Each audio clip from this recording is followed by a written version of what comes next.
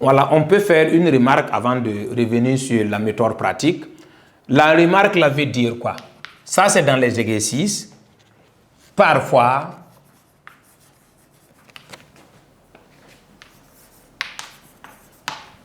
il y a des cas où l'électroneutralité n'est pas vérifiée.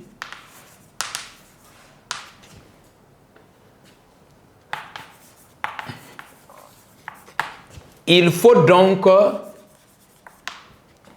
équilibrer les charges.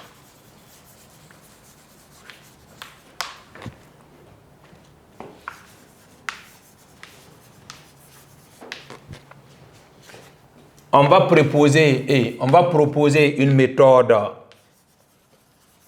pratique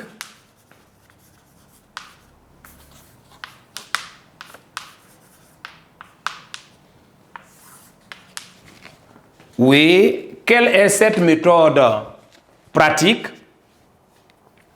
On va prendre de façon générale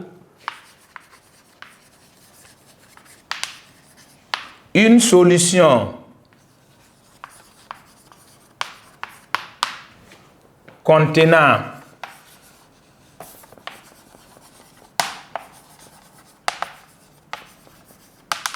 les ions suivants.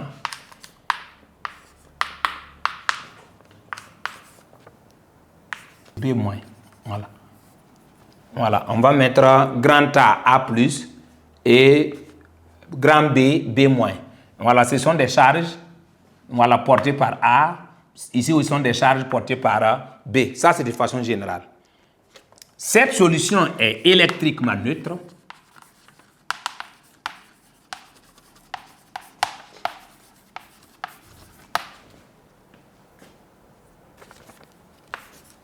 Si, voilà, ça veut dire que si on vous donne comme ça, c'est tellement simple, c'est électriquement neutre si vous prenez le coefficient de cette charge multiplié par l'ion ici, et puis le coefficient de la charge de grand A multiplié par B. Donc, ça veut dire le petit b grand A A+, plus petit a grand B B-. Voilà. Ça veut dire que quand cette formule-là s'est vérifiée, on dit que la solution là, est électriquement neutre. Ça veut dire quoi exactement? Je prends par exemple un exemple.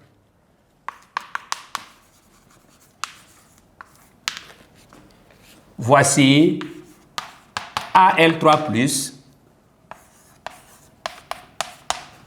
SO4 2-. Voici. On vous donne un électrolyte qui n'est pas électriquement neutre.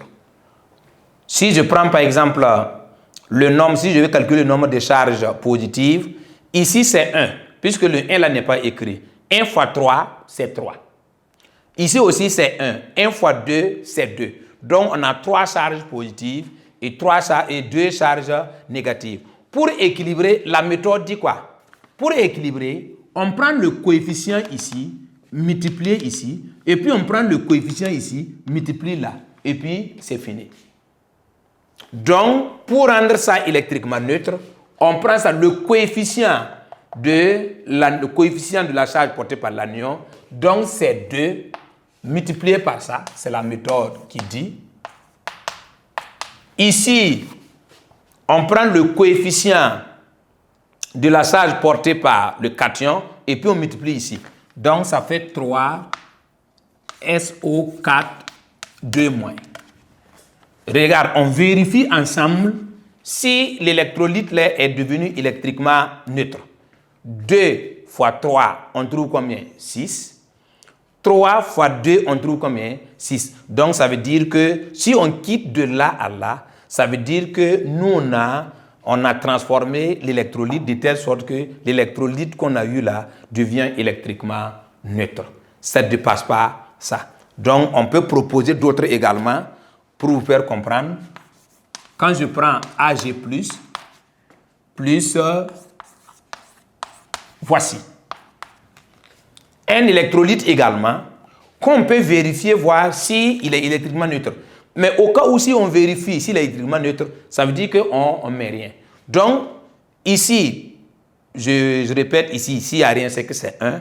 1 fois 1, le coefficient ici c'est 1, puisque le 1 là n'est pas écrit. 1 fois 1, le nombre de charges positives c'est 1.